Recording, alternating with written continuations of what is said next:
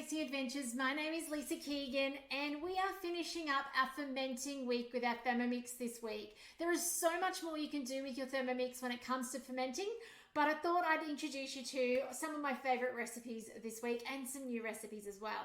Now you can find others here on my channel, so you will find sauerkraut, you'll find a kvass, there's some other things there, and yogurt obviously, things like that. But here's something a little different. Now this one isn't rated that fantastically on Cookie Do, but we've actually made this and it's absolutely amazing, but just tweaked it a little bit to making it a bit simpler. So it's called the fermented red onions. So today come join me to show you how easy this actually can be and how hands-free it can be as well, because you guys know I don't love touching food. So first thing we're going to do is not follow this recipe. Okay, it does tell you to slice your onions and put salt on them and massage them with gloved hands, which I think there's nothing worse. I'm going to show you how to do it in a Thermomix. So let's jump out of this recipe, push the home key, and we're going to manually drive the Thermomix. Now, it is only my husband and I who eat this, so I'm only going to make a small portion that's going to go in one 300ml jar. Okay, perfect for us. It'll last us probably a week, maybe 2 weeks. Maybe 3, it depends what we eat it with. A lot of times we'll eat it with meat or on a salad, okay? Beautiful on a salad to accompany the salad. So what am I going to do? I'm going to first of all get my Thermomix to do the chopping for me. I do not chop onions, and we do not chop onions once we've got a Thermomix, okay? Sometimes in a quarter, but certainly not in strips, okay? So in that onion goes, it's 2 purple onions, skin off through the center, okay? We're going to give them a really rough chop. We don't want to go fine. If we go too fine with this, we're going to end up with paste. We do not want to end up with onion paste. So it's only going to take about 2 seconds. Our chopping speed is speed 5, okay? Shredding is 4. We're not shredding today, we are chopping, so speed 5. I'm going to put 2 seconds on the timer because there's nothing worse than getting distracted and then making it into soup. And I have lots of you call me over the years saying, hey Lisa, I've chopped my coleslaw, it looks like soup, help. Okay, and I love hearing from you when you've got challenges like that, because there's always ways to repurpose our food when there's a Thermomix and we never have to waste it. So 2 seconds, speed 5, let's go up to 5, and this will chop it nicely for us. Done. That's all it takes. Now, with fermenting, you'll notice when I've done sauerkrauts and stuff, there is always salt. Salt does 2 things. It brings out the natural flavors and liquids, and I'm going to say maybe enzymes in those products, and that then allows them to start that fermenting process. So let me show you. I'm not going to cry with my onion eyes, because once we get the Thermomix, we don't do that. Can you guys see that? So it's just a beautiful dice. There's no mush, okay? If you go too long, you end up with mush. We don't want mush. So what I am going to do now is I'm actually going to add salt. Now, ordinarily, my rule is, and you can see I'm standing a little away from the Thermomix so I don't get the onion eyes. I need to scrape down the sides too. But general rule of thumb is for 100 grams of product you put in there, whatever that is that you're fermenting, 1 teaspoon of salt. Okay, 100 grams of product, 1 teaspoon of salt. Didn't weigh what I put in today. I think it was 160 grams-ish, maybe closer to 200. So I'm going to go 2 teaspoons. But before I do, I'm going to brave it. I'm going to get my spatula, and we don't look. We just lean afar and poke it down, because we need it in the bottom, because our Thermomix is going to do the massaging for us in a second. We're going to put in now our 2 teaspoons of salt. Just a little tip, don't use your iodized salt. I know some of you guys probably do. For this, don't use it. It doesn't need to be, and it shouldn't be iodized. It kind of messes up the fermenting process. So if you can go without the iodized, that's much better. And preferably not as table salt, because they're not great for you either. Okay, sea salt is great. I've got a Himalayan, that's also okay as well. Just check your Himalayans. Sometimes they're sea salt in disguise with some food coloring. So we're going to now let the machine do the massaging for us, okay? So no hands on. How cool is that? So we need a reverse button, because if we don't put reverse on, you're going to chop it, and we don't want mush. So reverse lives under our speed dial there. The other thing you can do is, if you're on a TM5, it's on your grey buttons down the bottom, and a TM31, it's up the side on the rubber buttons, okay? I had those models. I know how they work.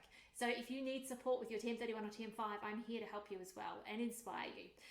Now we need 5 minutes massage time, okay? What we're going to see in 5 minutes when we return is it's going to be liquid in the bottom. Now it's not going to be mush. It's not going to be because we've chopped the onion down. We're on reverse. We're going to go on speed 3.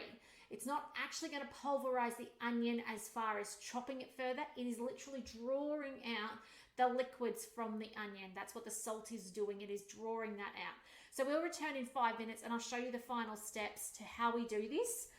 So 5 minutes on the timer, no temperature, doesn't require a temperature, and up to speed 3, and we'll just let that do the massaging for us, and I'll see you in 5 minutes to show you the next step. So take care and I'll see you soon.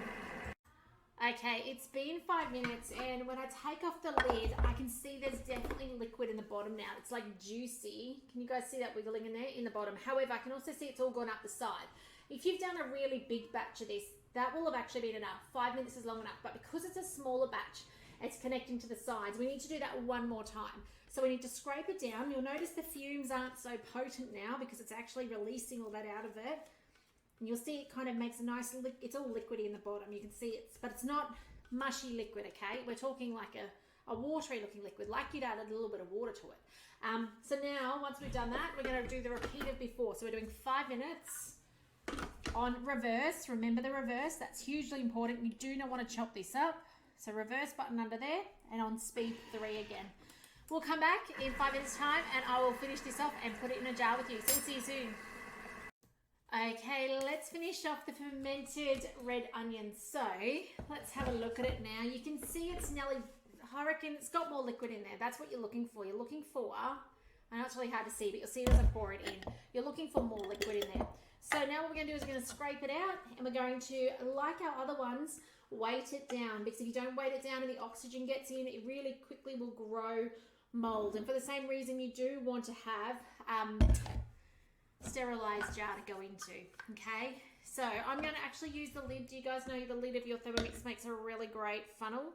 If you're going some jars, it's very peculiar. You're only peculiar? No, I don't know. They're about the same size. You got to be careful. But what it allows you to do is it means that you can scrape the leftovers in at the end if you miss, rather than it landing on your bench.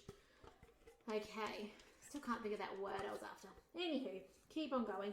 We do need to have a little bit of a hole at the top. Now, the other recipe calls for you to ferment it in the varoma like we do the yogurt the other day. But I want to use my Thermomix. I don't want to have my Thermomix tied up to using it for this only for the next 12 hours. So I just put it, like I do with my other ones, on the bench, not in a sunny spot. And it just sits there with a loose lid until we're ready for it. Now, it does need to be pressed down. Now, I have run out of my little jar, glass weights. So I'm going to use what I told you yesterday about, a jar that fits in. Oh, it doesn't fit inside. Oh, okay. This one is the 120 ml Kmart jar. This is the 300 gram one. I'm going to need to grab its lid, which I have used instead, and put it in there, okay? Just something to be mindful of because of the reaction going on in there. Stainless steel, aluminium, metals are not good to be putting in there while it's fermenting. It's fine to use a spoon to scoop it later, but don't have that as your pressure down. Ideally, a jar that goes in there with some water would be perfect, and it doesn't even need to fill the whole space. It just needs to be most of the space in there. How disappointing. Anyway, once you've got that pressed down and you'll see as I press it down, I'm going to see if I can show you, but you can see the liquid as I push it down is oozing to the top. I'll try and show you. And as you push something down on there further, it will let that liquid come on top, which is what you want. Of course, if it's really dry, it probably hasn't been massaged enough to get that liquid out of it. But you can see how gooey that is. And it's gooey not, as I said, because it's been chopped too far, but gooey because the liquid's coming out as you massage the fibers of the onion.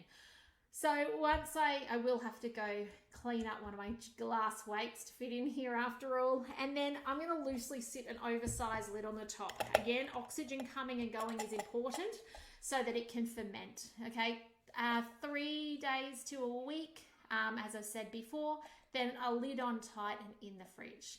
This is beautiful, okay? Well worth making. So fermenting your own vegetables and fruits does not need to be tricky when you've got a Thermomix. And you could do it by hand. So if you're watching along and you don't have a Thermi, you can do it by hand. It just means you're getting your hands a little dirtier and it takes a bit longer. But with a Thermomix, chopping, massaging, so incredibly easy. So I hope you've enjoyed this fermenting series. I hope you'll give it a go. Fermenting is not scary when you know how to do it, and it's so incredibly good for your health, okay, for your gut health. So let me know if you've got any questions along the way. If you've got something that you enjoy fermenting, I'd love to hear about it. But otherwise, thanks for joining me today, everybody. Have a fantastic rest of your day or evening, whatever is left. But if I can support you with anything regarding your Thermomix, you've got questions, you've got a recipe that you're struggling with, please do reach out. I am here to make sure you get the very most out of your Thermomix investment, or get a TM6 on your bench if you don't have one yet. And I'd love to be that person to help you and then get the most out of it. So otherwise, guys, take care, and I will be back for another video next week. So do enjoy, check out the other videos on my channel, and please do reach out if I can support you in any way. But otherwise, thanks for joining me, Lisa Keegan from Thermomixing Adventures. Bye for now.